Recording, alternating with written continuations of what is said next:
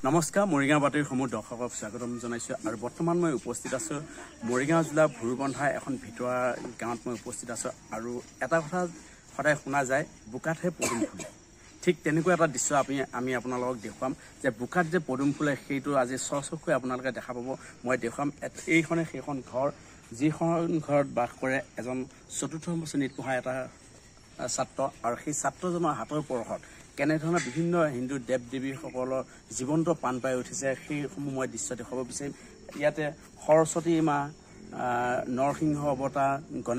গণেশ দেৱতা আদিকৈ বিভিন্ন প্ৰতিমা তেখেতে নিজ হাতে তৈয়াৰ কৰিছে আৰু সেই ছাত্ৰজন উপস্থিত আছে মই তেখেতৰ লগত কিছু কথা মনৰ কথা পাতিব বিচাৰিম খুবেই সৰু ল'ৰা মই তেখেতৰ পৰা জানিব বিচাৰিম যে কেনেধৰণে অনুপ্ৰেৰণা পালে আৰু কেনেধৰণে এই ক্ষেত্ৰত আগবাঢ়ি গ'ল বাবা অকণমান উঠি দিবা তোমাৰ নামটো কি আছিলে কিহত পঢ়ি আছা এয়া ধ্ৰুৱজ্যোতি ডেকা আচলতে মই চতুৰ্থমান পঢ়া বুলি কৈছিল যদিও তেখেত ক্লাছ 5ত পঢ়ে আৰু বুকাত যে পদুম ফুলে সেই এপাহ পদুম ফল এয়া ধ্ৰুৱজ্যোতি ডেকা মই আপোনালোকক চিনাকি কৰাই দিব বিচাৰিছোঁ তাৰ আগতে তেখেতৰ সেই নিজ হাতৰ পৰশত কেনেধৰণৰ কিছুমান প্ৰতিমূৰ্তি নিৰ্মাণ কৰিছে সেই প্ৰতিমা নিৰ্মাণ কৰিছে সেইসমূহ দেখুৱাব বিচাৰিছোঁ এই সৰস্বতী মা নৰসিংহ অৱতাৰ কালী দেৱী কালীমা গণেশ পূজা গণেশ দেৱতা আদি কৰি বিভিন্ন প্ৰতিমূৰ্তি তেখেতে নিজ হাতে তৈয়াৰ কৰিছে এক যাদুৰ পৰশত নিৰ্মাণ কৰা বুলি ক'ব লাগিব তেখেতৰ হাতত যাদু আছে সেই যাদুৱে এক জীৱন্ত ৰূপ দিছে মই তেখেতৰ পৰা কিছু কথা জানিব বিচাৰিম যে কেনেকৈ কেতিয়াৰ পৰা এই ক্ষেত্ৰত আগবাঢ়িলা আৰু কেতিয়াৰ পৰা এই কাম কৰিছে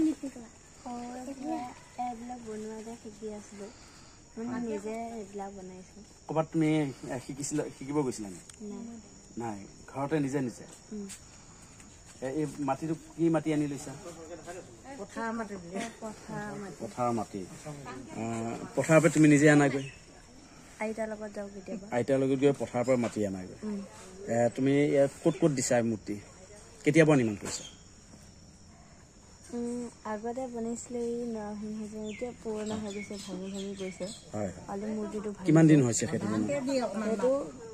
সেইটো এবছৰ হৈছে এবছৰ আগতে তুমি নিৰ্মাণ কৰিছা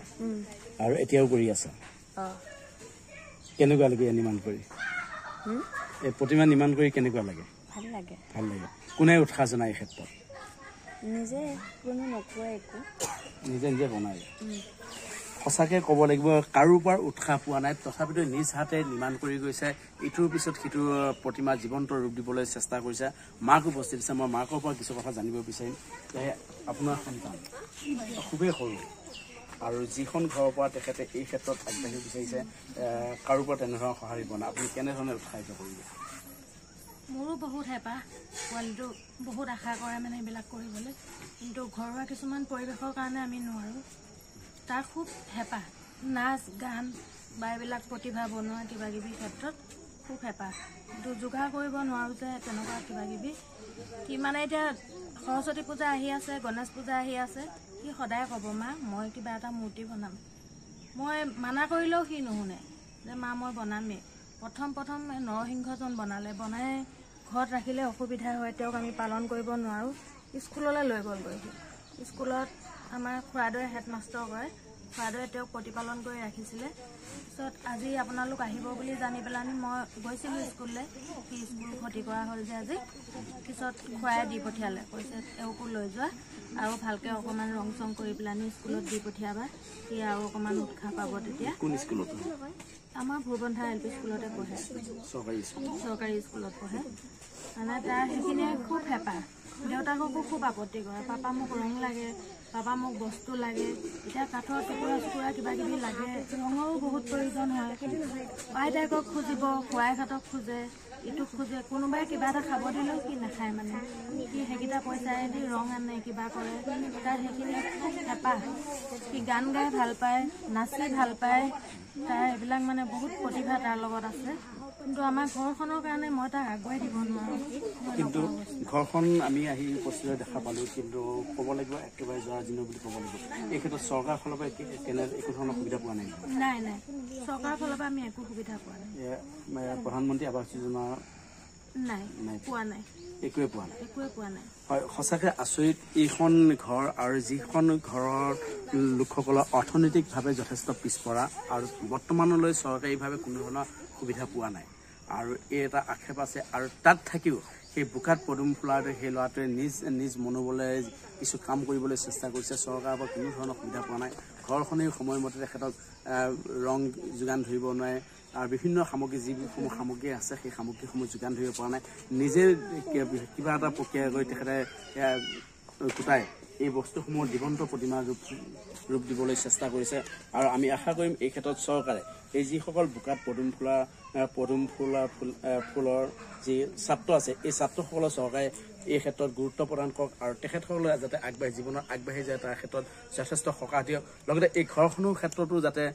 চৰকাৰে দৃষ্টিগোচৰ কৰে আৰু ঘৰখনৰ যিটো আৰ্থিক দৈনন্দিনৰ ভুগি আছে সেই ক্ষেত্ৰত যাতে কিছু হ'লেও টনকিয়াল কৰে আৰু এই ক্ষেত্ৰত সহায় কৰে তাৰ বাবে আমি চৰকাৰকো অনুৰোধ জনাম আৰু পৰৱৰ্তী পৰ্যায়ত তেখেতে যিসমূহ প্ৰতিমা বনাই আছে সেইসমূহ আপোনালোকক দেখুৱাবলৈ চেষ্টা কৰিম আৰু আশা কৰিম তেখেতে পৰৱৰ্তী পৰ্যায়ত পুনৰ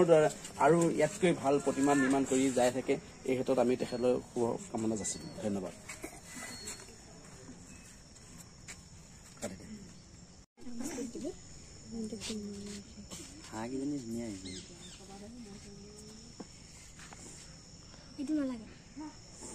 ডাঙৰকে বনাই দিয়া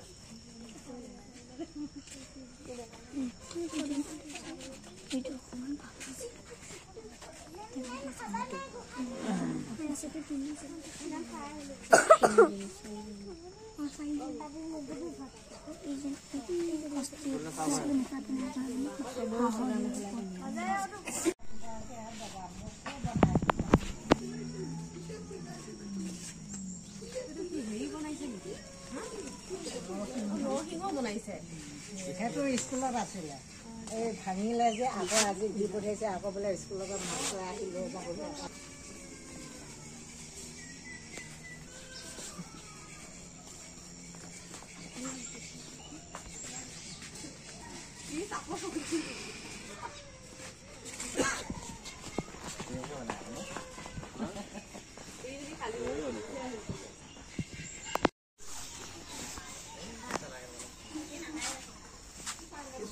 কেনেকে বনাইছে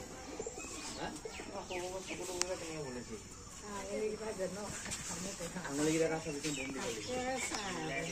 দিব